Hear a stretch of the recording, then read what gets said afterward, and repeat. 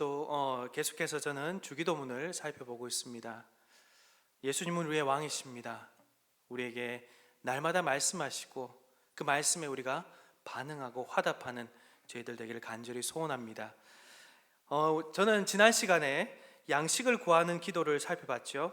1차적으로 양식은 무엇입니까? 우리의 육신의 필요를 구하는 기도라고 말씀드렸습니다. 그러나 우리의 육신의 돌봄으로만 이 기도는 그치지 않는다고도 말씀드렸지요. 현재의 생명뿐만 아니라 영원한 생명에 대한 갈망이 우리에게 남아있기 때문입니다. 그러므로 이 양식의 기도가 끝나고 죄 사함을 구하는, 죄 용서를 구하는 기도로 이어지는 것은 어찌 보면 당연한 기도의 순서라고 할 수 있습니다. 하나님이 베푸시는 죄 용서를 통해서 우리는 비로소 진정한 영원한 생명을 누릴 수 있게 되기 때문입니다. 그런데 하나님을 위한 기도에 이어서 우리를 위한 기도 이 세 가지는 전부 다 우리라는 이 공동체적인 관점을 가지고 있습니다. 지난 시간 일용할 양식도 우리의 관점, 즉 공동체적인 관점으로 세워질 때 일용할 양식은 사소해 보이는 개인의 기도를 뛰어넘는 훨씬 위대한 기도, 우리가 정말 붙들어야 될 매일의 기도라고 말씀드렸지요. 마찬가지입니다. 오늘 죄 용서를 위하는 기도도 공동체적으로 관점을 살펴볼 때에 분명히 우리가 매일 붙들어야 될 기도라는 것을 알 수 있습니다. 우리를 위한 양식에 이어서 우리의 죄를 위한 간구, 전부 바로 우리입니다. 오늘 본문을 통해서 우리의 죄를 위한 간구에 담긴 의미를 살펴보고 구약 시대부터 이어져 오는 우리의 죄를 위한 소망을 온전히 실현하신 예수님께서 자신의 그 몸에 자신에게 온전히 우리의 모든 죄를 전가하심으로 우리의 모든 죄를 짊어지신 그 분의 은혜로 말미암아 우리가 이 기도의 원동력을 삼아서 기도할 수 있다는 것을 우리가 다시 한번 살펴보려고 합니다. 주님의 용서에 바탕한 나를 위한 용서와 그리고 우리 서로를 위한 용서를 기도로 올려드릴 때에 진정으로 우리가 소망하는 이 공동체, 우리 큰사랑교회가 될 줄로 믿습니다. 이제 본문을 살펴보겠습니다. 자, 본문은 분명히 나의 죄가 아니라 무엇이라고 말씀드렸죠? 우리의 죄라고 말씀드렸습니다. 지난번에 살펴봤듯이 우리에게 일용할 양식을 달라고 구했지요. 마찬가지입니다. 우리는 하나님께 우리의 죄를 용서해 달라고 간절히 구하게 됩니다. 내 삶의 필요가 채워지고 넉넉한 양식이 있다 하더라도 주변에 우리 공동체 안에 내 이웃이 정말 굶고 있다면, 또 세상 가운데 굶주린 자들이 그렇게 많이 있다면 우리는 여전히 이 기도에 동참해야 되는 것과 마찬가지로, 또한 우리에게 특별히 생각나는 죄가 없다 하더라도 내 형제 자매를 위해서, 우리의 죄를 위해서 우리는 구해야 한다는 것이죠. 왜 그렇다면 나의 죄가 아니라 우리의 죄일까요? 바로 연대이기 때문입니다. 연대의 의미가 담겨 있기 때문입니다. 우리 개인뿐만 아니라 우리의 가정, 그리고 교회에 누군가 죄를 범할 때 우리는 연대해야 한다는 것이죠. 우리는 그들이 범한 죄를 보면서 나와 멀리 떨어져 있는 죄인으로 저자들과 갈라서는 안 됩니다. 그들이 저지른 죄를 오직 그들만의 죄로만 여겨서는 안 된다라는 것이죠. 하나님 앞에서 그들을 위해서 기도하며 그들의 회복을 위해서도 함께 구해야 한다라는 것입니다. 이 연대의 책임으로 죄를 자복하는 예가 우리 구약에도 많이 나타나 있습니다. 제일 대표적으로 누가 있을까요? 모세가 있습니다. 그리고 다니엘이 있습니다. 그리고 느헤미야가 있습니다. 이들은 모두 우리의 죄를 하나님 앞에 구하는 자들이었습니다. 그 중에 저는 오늘 다니엘에 대해 좀 살펴보려고 합니다. 다니엘은 어떤 존재이죠? 유다 왕국의 죄로 인해서 백성들이 포로로 끌려갈 때 함께 끌려갔던 우리 사람이었죠. 어린 나이에 바벨론으로 이주하게 된 그는 그곳에서 왕을 직접 모시던 그런 공무원으로 살았다고 할 수 있습니다. 그런데 이제 바벨론의 포로에서 돌아올 거라고 이제 예언했던 이 선지자 예레미야의 책을 읽다가 묵상하는 가운데 무엇을 깨닫게 되죠? 우리가 곧 포로에서 돌아오게 되겠구나, 70년이 다 차겠구나라는 것을 이 다니엘은 알게 됩니다. 그래서 다니엘은 하나님 앞에 나아가서 이렇게 기도하게 됩니다. 오늘 본문의 다니엘서 우리 9장인데요. 9장 1절부터 19절이 바로 이 다니엘이 회개하는 내용의 기도를 담고 있습니다. 그 중에 좀 살펴볼 거는 4절부터 5절입니다. 우리 4절부터 5절 우리 한번 찾아서 한번 읽어볼까요? 4절부터 5절입니다. 시작. 내 하나님 여호와께 기도하며 자복하여 이르기를 크시고 두려워할 주 하나님, 주를 사랑하고 주의 계명을 지키는 자를 위하여 언약을 지키시고 그에게 인자를 베푸시는 이시여, 우리는 이미 범죄하여 패역하며 행악하며 반역하여 주의 법도와 규례를 떠났사오며. 뭐라고 기록하고 있습니까? 우리라고 분명히 이 다니엘은 지금 말하고 있습니다. 5절에 이어서 6절도 보시면 6절에서 19절 전체를 보시면 곰곰하게 한번 읽어보십시오. 보면 우리라는 말을 계속 쓰고 있어요. 우리와 이 범죄에 대해서 긴밀하게 연결시켜 놓고 있는 것을 볼 수 있습니다. 너무나 자주 이 다니엘은 우리라고 표현하고 있습니다. 다니엘은 결코 이스라엘 백성과 결코 분리시켜 저 멀리서 이 사람들을 고발하듯이 이 이스라엘 백성을 고발하지 않습니다. 죄를 고백하지 않습니다. 오히려 그는 자신을 자기 백성과 뭐하고 있을까요? 동일시하고 있습니다. 다니엘이 예루살렘에서 느부갓네살에게 붙잡혀 끌려왔을 당시는 당시의 나이로 보면 어린 소년이었습니다. 문자적으로 실제적 의미에서 그는 이 기도에서 그가 열거하는 수많은 범죄에 직접 가담한 적이 한 번도 없었어요. 이 이스라엘 백성의 패역함과 반역, 불순종에 대해서 개인적으로 전혀 참여한 적이 없었습니다. 오히려 바로 이 바벨론 왕의 밑에서 일을 했을 뿐이었죠.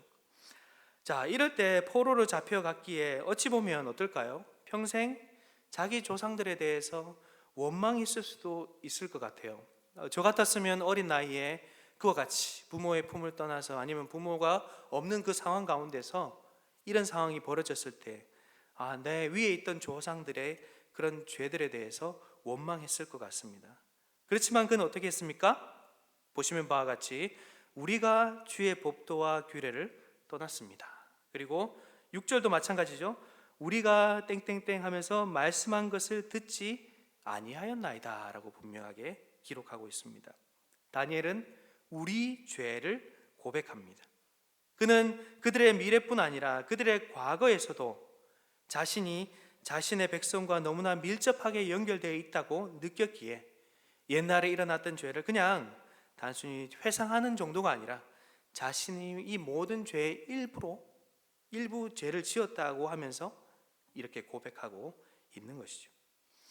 이 다니엘 당시 이 에스겔서에도 보면 이 이스라엘 백성들의 이 민낯을 볼 수 있는데요.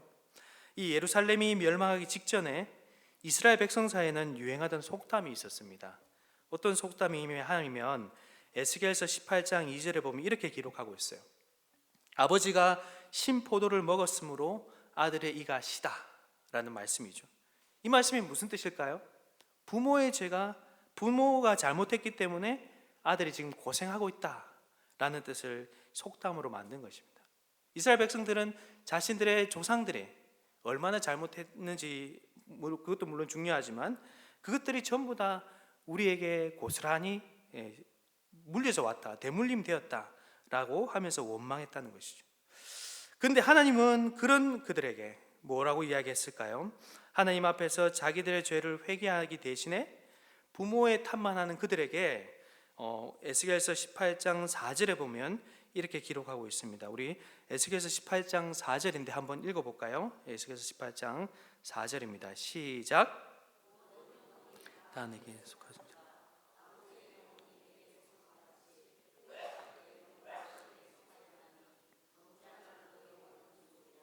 뭐라고 말씀합니까? 너희들의 잘못 때문에 너희가 죽는다라고 하나님께서 분명하게 답변하고 계시는 거죠. 오늘날도 한번 보십시오. 오늘날도 그렇지 않습니까? 이 청년의 세대에 좀 젊은 우리 세대들이 누구를 탓할 때가 많이 있습니까? 결국 부모님의 세대를 탓할 때가 많이 있습니다. 그렇게 해서 우리가 이렇게 되었다라고 이야기할 때가 많죠. 마찬가지였습니다. 이스라엘 백성들도 그랬다는 것이죠. 에스겔서 18장을 계속 읽다 보면 하나님께서 그들의 죄를 아주 구체적으로 지적하는 것을 볼 수 있습니다. 사람은 본성적으로 어떻습니까? 자기의 잘못을 정확하고 솔직하고 구체적으로 보기보다는 어떻게 하죠? 다른 사람들의 잘못을 더 잘 보고 그들에게 책임을 전가하는 모습이 사람의 본성이라고 할 수 있습니다. 예수님도 그에 대해서 분명히 말씀하셨죠.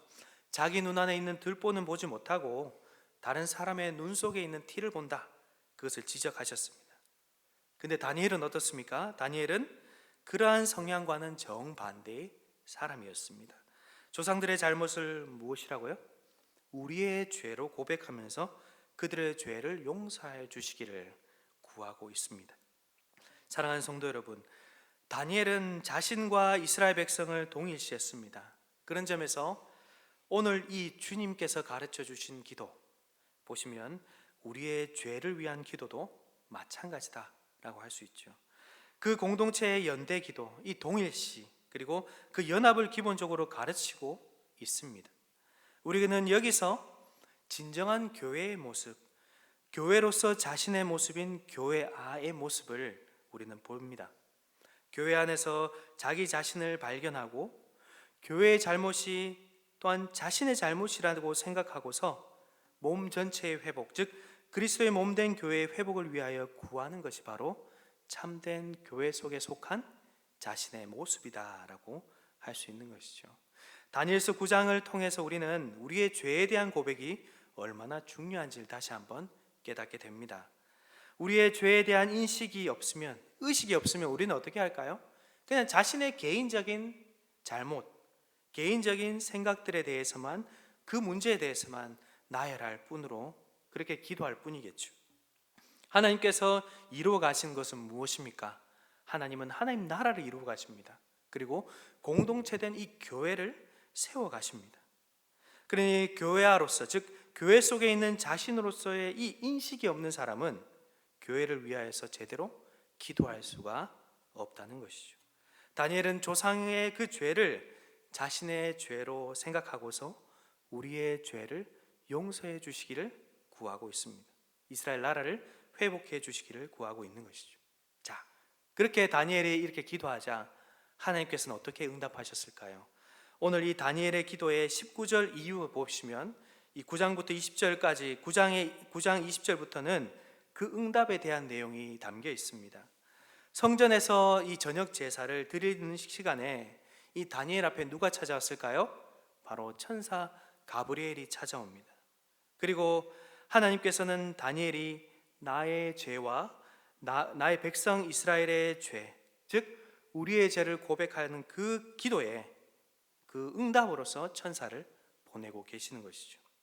이 기도의 응답은 9장 24절에서 쭉 나와 있는데 우리가 잘 아는 그 단어가 있죠. 70일에라는 단어가 나옵니다. 70일에, 다른 말로 쉽게 표현하자면 70의 7을 말하죠. 70 곱하기 7이라는 의미라고 할 수 있는데 이스라엘 백성과 예루살렘을 위하여 70의 7이 정해져 있다, 남아있다라고 하나님께서 응답을 해주신 것이죠. 그러면서 그 70의 1회가 이루어졌을 때에 무슨 일이 일어나느냐 구체적으로 설명하고 있는데 6가지입니다.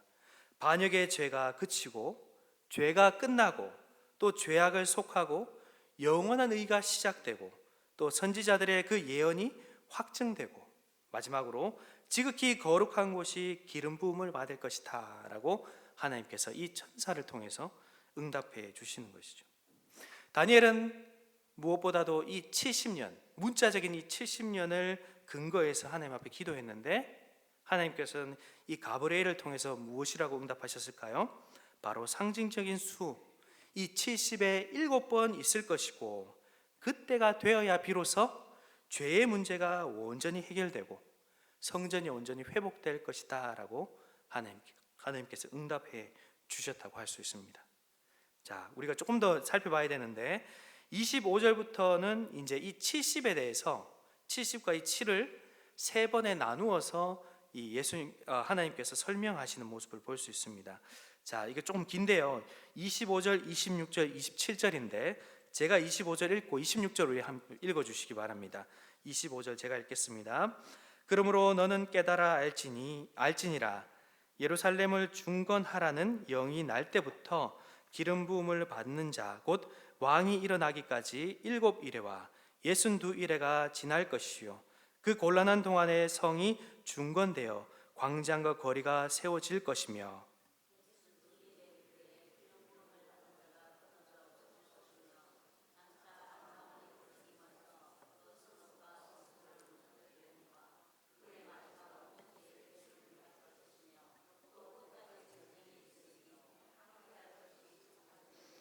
네, 27절 제가 읽겠습니다. 그가 장차 많은 사람들과 더불어 한 일해 동안에 언약을 굳게 맺고 그가 그 일의 절반에 제사와 예물을 금지할 것이며 또 포악하여 가증한 것이 날개를 의지하여 설 것이며 또 이미 정한 종말까지 진노가 황폐하게 하는 자에게 쏟아지리라 하였느니라 하니라. 아멘.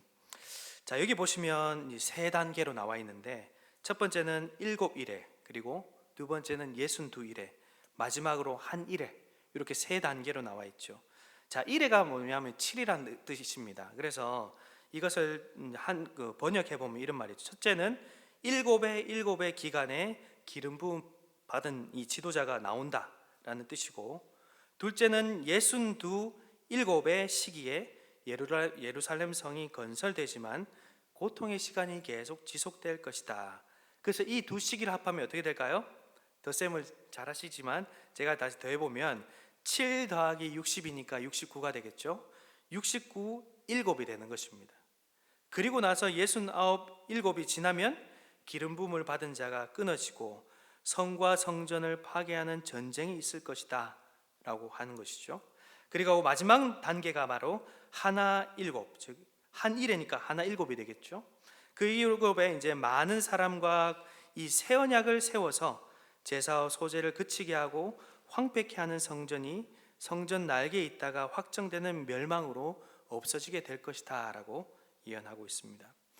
포로의 이 생활 70년의 다니엘은 자신을 포함한 우리의 죄와 용서를 이 이스라엘 영광의 회복 또 성전의 회복을 위해서 기도했는데 하나님은 이와 같이 70이 7번 더 있어야 한다라고 설명하고 계시는 것이죠. 하나님께서는 이 말을 다른 말로 풀어보면 이런 말입니다. 예루살렘으로 돌아간다고 하여도 여전히 무엇이 남아있다는 것일까요? 70년이란 문자적인 그 70년이 지나가지만 여전히 너희가 죄 문제가 해결되어야 되는 것이다. 그리고 하나님께서 그 정하신 때가 있으니 기다려야 된다라는 것을 말씀하고 있습니다. 문자적으로 구체적으로 70년을 가지고 다니엘은 구했는데 하나님은 기다려라, 소망해라 라고 70일에로 응답하셨다라고 할 수 있습니다. 하나님께서는 9장 24절에서 70이 7번 되는 시기에 일어날 6가지 일, 앞에서 말씀드렸죠. 이 죄 문제가 완전히 해결되는 이 6가지 일에 대해서 분명하게 설명을 해 주셨습니다. 죄 해결의 소극적인 측면과 죄 해결의 적극적인 이 3가지 측면에 대해서 구체적으로 분명하게 설명해 주신 것이죠. 하나님께서는 이 다니엘, 즉 우리의 죄를 고백했던 이 다니엘을 향해서 이와 같이 응답하셨습니다. 그런데 이 원문을 보면 이 제가 70의 7이라고 말씀드렸지만 사실은 7의 70이 맞습니다. 즉 앞에 7이 먼저 나오는 것을 우리는 볼 수 있습니다. 그래서 하나님께서 6가지의 예언을 말씀하시면서 무엇을 바라보게 하셨냐면 결국은 7을 바라보게 하셨다는 것이죠. 자, 7의 70, 즉 7의 7과 7의 62, 그리고 7의 한 번, 이와 같이 7을 강조하고 있습니다. 6을 대답하시면서 이렇게 7을 바라보게 하셨다는 것이죠. 그러한 7이 70번 있어서 죄를 용서받고 성전을 회복하는 일이 완전하게 일어나게 될 것이다 라는 것을 하나님께서 알려주신 것입니다. 뿐만 아니라 이 다니엘은 무엇을 또 봤을까요? 사실은 여러분들도 잘 알겠지만 이 예레미야는 중요한 31장에 이 새 언약이 나와 있습니다. 예레미야도 동일하게, 다니엘도 동일하게 이 31장을 충분히 읽고 또 읽었을 것입니다. 이 31장 33절에서 34절에 보면 이 새 언약에 대해서 나와 있죠. 우리 한번 33절, 34절 예레미야 31장 34절, 33절, 34절인데요. 우리 한 목소리를 한번 읽어볼까요? 시작. 그러나 그날 후에 내가 이스라엘 집과 맺을 언약은 이러하니 곧 내가 나의 법을 그들의 속에 두며 그들의 마음에 기록하여 나는 그들의 하나님이 되고 그들은 내 백성이 될 것이라. 여호와의 말씀이니라. 그들이 다시는 각기 이웃과 형제를 가르쳐 이르기를 너는 여호와를 알라 하지 아니하리니 이는 작은 자로부터 큰 자까지 다 나를 알기 때문이라. 내가 그들의 악행을 사하고 다시는 그 죄를 기억하지 아니하리라. 여호와의 말씀이니라. 다니엘이 우리의 죄를 용서해 달라고 구한 다니엘에게 하나님께서는 새 언약을 70일에 하나님께서 응답해 주시겠다라고 말씀하셨습니다. 다니엘은 이 말씀이 100% 어떤 의미인지는 잘 몰랐을 것입니다. 그러나 분명한 것은 큰 그림을 알았다는 것이죠. 무엇일까요? 하나님께서 기름 부은 자를 세워서 죄를 완전히 속할 날이 있다고 말씀하신 것은 분명히 다니엘이 기억했을 것입니다. 이 다니엘은 이 예언의 말씀을 성도들을 고통받는 성도들을 향해서 말했을 것이고 또 그 성도들은 이것을 기다리면서 큰 위로를 받았을 것입니다. 그렇지만 성도 여러분, 우리가 잘 알듯이 에스라서와 우리 느헤미야서를 읽어보면 알겠지만 이스라엘이 포로로 돌아왔을 때 어땠습니까? 여전히 하나님 앞에서 율법에 대해서 범하고 죄를 어기는 모습들을 볼 수 있습니다. 제사장 그룹에서 이방 여인과 혼인하는 문제라든지, 맞죠? 안식일을 온전히 지키지 못하는 문제라든지, 또 형제들을 향해서 높은 이자를 매기는 문제라든지, 여러 문제에 대해서 정말 하나님이 주신 이 평안을 온전히 누리지 못하는, 참된 성전의 회복을 누리지 못하고 있는 것이 분명하게 나타났다라고 할 수 있습니다. 여기서 그들은 분명히 이 70일에 곧 7의 일흔을 소망하였을 것입니다. 지금 70년이 되어서 회복되었지만 앞으로 다른 70일의 기간이 지나서 영원히 죄의 문제가 해결되기를 소망하였을 것입니다. 다니엘은 분명히 예루살렘의 회복이 전부가 아니라는 것을 알고 장차 오실 기름 부음 받은 자, 바로 그리스도가 오실 것을 기대하였다라는 것이죠. 사랑하는 성도 여러분, 우리의 죄를 영원히 속하고 영원한 의를 이루고 참된 성전을 이루는 부분은 이루신 것은 누가 하신 일입니까? 바로 70일의 끝에 예수님이 하신 일이시죠. 바로 70일에 7의 일흔이 지난 때에 하신 일이 바로 예수님께서 하신 일입니다. 다니엘서 9장 26절에서 기름 부음 받은 자가 끊어지고 그에게는 아무것도 남지 않겠다라는 그 예언이 어디에서 온전히 성취되었죠? 바로 예수님께서 십자가에 달리신 그 시점에 온전히 이루어진 것입니다. 그분은 우리의 죄를 전부 도말하시려고 십자가에 달리셨죠. 겉옷과 속옷도 다 빼앗기고 그에게는 남은 것이 아무것도 없었습니다. 앞에서도 말씀드렸지만 무엇보다도 사랑하신 하나님의 얼굴을 빼앗겼습니다. 아들의 아버지는 아버지로서 바라보지 못했습니다. 오히려 모든 죄를 다 짊어졌기에 하나님은 어떻게 했죠? 엄격한 심판관으로 그 아들을 바라보고 있었죠. 바로 그때 예수님은 이렇게 말씀하십니다. 누가복음 23장 34절에서 이렇게 기록하고 있는데 우리 23장 34절을 한번 찾아보겠습니다. 23장 34절입니다. 시작. 이에 예수께서 이르시되 아버지 저들을 사하여 주옵소서 자기들이 하는 것을 알지 못함이니이다 하시더라. 그들이 그의 옷을 나눠 제비 뽑을세. 아멘. 예수님께서 십자가 위에서 하신 말씀이 무엇이라고요? 저들을 사하여 주옵소서라고 말씀하고 있습니다. 하나님께 기도하고 있습니다. 지금 예수님은 다니엘이 했던 그 기도, 우리의 죄를 위한 기도에서 지금 저들의 죄를 위해서 지금 예수님께서 시선을 옮기고 있는 모습을 우리는 볼 수 있습니다. 왜 그렇게 하셨을까요? 저들의 모든 죄를, 우리의 모든 죄를 자신이 전부 짊어지시기 위함이죠. 우리의 모든 무거운 죄의 짐에서 완전한 자유를, 완전한 용서를 주시려고 예수님께서는 우리의 죄가 아니라 저들의 죄를 자신에게 전부 짊어지게 하신 것입니다. 저들입니다. 자신의 죄가 아님에도 예수님은 어떻게 하셨습니까? 자신이 사랑하는 자들의 모든 죄를 짊어지시려고 십자가에 오르셨고, 마치 자신에게만 그 죄가 다 있는 것처럼 그렇게 저들을 용서해 달라고 지금 기도하고 있는 것이죠. 자신에게만 하나님께서 진노를 쏟으라고 말씀하시고 기도하시는 것으로 볼 수 있습니다. 다니엘의 기도, 즉 우리 죄를 위한 용서의 기도가 바로 예수님의 이 기도, 자신에게 모든 죄를 다 짊어지게 해달라는 이 기도에 온전히 이루어진 것이다 라고 할 수 있는 것이죠. 예수님께서 십자가에서 참된 제물로 제사를 드렸을 때 어떻게 되었습니까? 참된 성전이 이루어지게 되었죠. 성전의 휘장은 위에서 아래로 찢어졌습니다. 이것이 바로 참된 성전이 이루어지는 기도의 응답이었습니다. 이제 우리의 죄는 완전히 도말된 것입니다. 그리스도의 보혈을 힘입어서 우리는 어디로 향해 나아갈 수 있습니까? 하늘에 영원히 썩지 않는 그 성전으로 하나님 앞에 나아갈 수 있게 된 것이죠.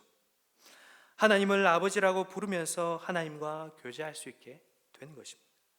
사랑하는 성도 여러분, 우리는 이를 바탕으로 우리의 죄, 이웃의 죄를 위해 기도하고 용서해 달라고 간구할 수 있게 된 것입니다.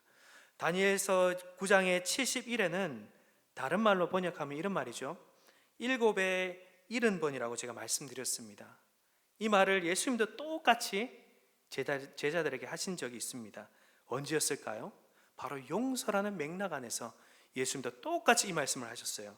마태복음 18장 21절에서 35절을 보면 이 용서에 대한 내용이 나와 있습니다. 그러면서 베드로가 이렇게 이야기하죠.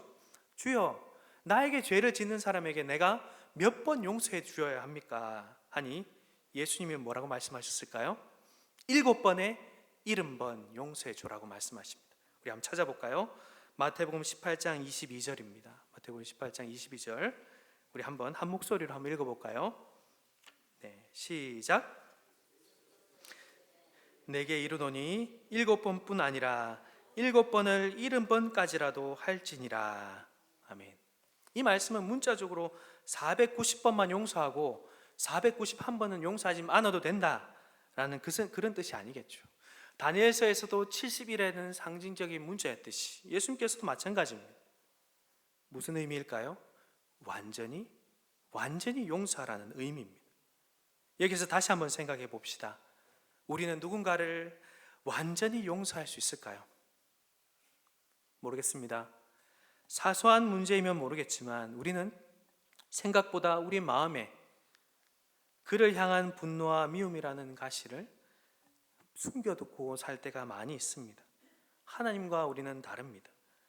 상대가 나에게 잘못한 것에 대해 쉽게 잊어버리지 못하는 것이 바로 우리들입니다. 반면에 하나님은 어떤 분이신가요? 우리의 죄를 도말하는 분이시죠. 우리의 죄를 완전히 기억하지 않는 분이십니다. 어떻게 해요? 우리가 설사 죄를 짓더라도 우리가 예수님을 믿고 그 예수님을 의지하여서 우리의 죄를 고백할 때 예수님 우리를 어떻게 봐주시죠? 예수님의 그 십자가의 보혈의 공로로 우리를 받아주시고 또 예수 그리스도를 옷 입은 자로 받아주시고 마치 예수님을 보듯이 우리를 바라봐 주시기 때문이죠. 그러니 우리의 죄를 결코 하나님은 기억하지 않으십니다. 참으로 우리가 그런 모습을 닮아가야 하지만 오히려 우리는 시간이 흐른 뒤에도 여전히 나를 아프게 하던 그 가시를 꺼내어서 상대를 향하여 말과 행동으로 찌르고 보복할 때가 많이 있습니다. 결국 누가 죄를 완전히 용서할 수 있을까요? 라는 질문 앞에 우리는 정말 무력하다라고 할 수밖에 없습니다. 그래서 다니엘이 70일회를 소망했듯이 우리도 70일회를 소망하게 되는 것이죠. 그리스도께서 다시 오셔서 온전히 회복하실 날을 우리는 소망하게 되는 것입니다. 예수님께서 우리를 향하여 하신 명령, 용서해라는 명령, 10,000달란트를 탕감받아서 그 10,000달란트 탕감받은 그 기쁨과 십자가에서 그 죄를 온전히 해소됐다는 그 기쁨을 가지고 나를 향하는 수없는 비판과 불평과 원망, 사소한 잘못과 심지어 무고한 잘못까지도 용서하라는 그 명령. 더 나아가서 완전한 용서를 하라는 그 명령. 다른 말로 하면 이런 말이죠. 너가 정말로 용서하기로 했다면 미움 마음으로부터 완전히 용서하고 잊어버려야지 라는 그 예수님의 명령 앞에 우리는 정말 무력할 수밖에 없습니다. 그래서 예수님은 바로 이런 우리의 상황 가운데 용서라는 명령과 용서해 주십시오라는 이 기도를 함께 묶어 두신 것이라는 것이죠. 하나님께서 우리를 향하신 완전한 용서, 서로 간에 여전히 남아있는 이 앙금을 완전히 제거되는 그 적극적이고 능동적인 용서는 예수님께서 다시 오실 그날에 온전히 이루어진다는 것을 소망하고 기도하라고 말씀하고 있습니다. 우리는 그동안 그 용서의 당위성, 그 명령을 실천하되 날마다 이렇게 기도하며 나아가야겠지요. 우리의 죄를 용서해 주십시오. 제가 상대를 저렇게 용서하지 못합니다. 그들을 완전히 용서할 수 있도록 우리를 이끌어 주십시오. 우리의 앙금이, 우리의 마음속에 있는 가시들이 완전히 청산될 수 있도록 예수님 우리를 이끌어 주십시오 라고 기도하면서 그날의 여기까지 끝까지 다른 사람들을 용서하고 살아가야 한다는 것이죠. 앞으로의 소망이 우리 마음속에 샘솟듯 솟아나도록 우리는 이 주기도문 앞에 날마다 기도해야 한다는 것입니다. 사랑하는 성도 여러분, 저는 이 마지막으로 골로새서 3장 13절에서 14절 읽음으로 설교를 마치려고 합니다. 골로새서 3장 13절에서 14절입니다. 우리 함께 한 목소리로 한번 읽어볼까요? 골로새서 3장 13절 14절입니다. 시작. 누가 누구에게 불만이 있거든 서로 용납하여 피차 용서하되 주께서 너희를 용서하신 것 같이 너희도 그리하고 이 모든 것 위에 사랑을 더하라. 이는 온전하게 매는 띠니라. 아멘.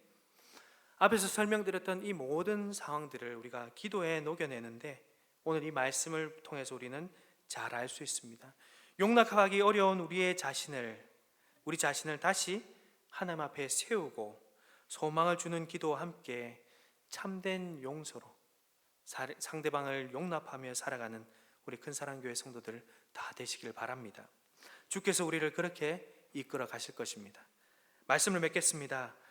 사람으로서 해결할 수 없는 죄의 문제를 하나님께서는 사랑하신 아들을 통해서 7번, 70번까지 즉 완전히 없애실 것이라고 다니엘에게 가르쳐 주셨습니다.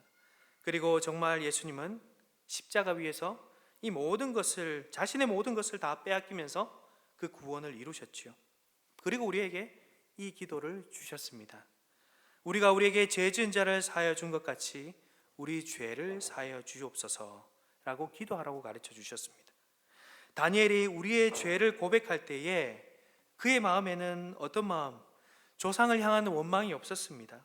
마음의 앙금을 털어버리고 다른 사람의 죄를 이미 자신은 용서하고 또 하나님께서 그 자비하심과 그 의로우심을 의지해서 기도하고 있었지요. 바로 그런 기도가 오늘 사실 이 주기도문의 기도다라고 할 수 있습니다. 하나님께서 우리를 향하여 그리고 서로를 향하여 완전한 용서가 있는 그날을 소망하는 기도가 바로 이 주기도문의 기도다라고 할 수 있는 것이죠. 그러한 기도를 하나님께서 기쁘게 받으실 것입니다. 그러한 기도에 천사를 보내주셔서 다니엘을 확신시켜 주셨던 것처럼 누구를 통해서요? 우리는 십자가 위에서 죽으신 예수님으로 말미암아 그 확신을 가지고 우리의 소망을 더욱더 굳건하게 할 수 있습니다. 십자가에서 죽으시고 부활하신 예수님만큼 우리에게 확실한 증거가 없습니다. 성도 여러분, 십자가 부활을 확신하며 소망 가운데 마지막 완성을 바라보면서 다른 사람들을 넉넉히 용납해주는 그런 큰사랑교회 성도들 되시길 바랍니다. 그날이 올 때까지 서로의 약점과 허물들을 감싸주고 넉넉히 용납해주며 살아가는 저희들이 되길 바랍니다. 이러한 교훈이 있는 데에도 다른 사람들의 잘못과 허물을 들춰내고 용서하거나 용납하지 못한다면 오늘 이 본문처럼 70일의 완전한 구원을 멸시하는 것이 될 것입니다. 소망을 가지고 오늘도 기도하며 용납하는 저와 우리 모두가 되기를 간절히 바랍니다. 주께서 반드시 이 소망을 끝날에 이루실 줄 믿습니다. 아멘. 우리 함께 우리 찬양하며 우리 기도하겠습니다.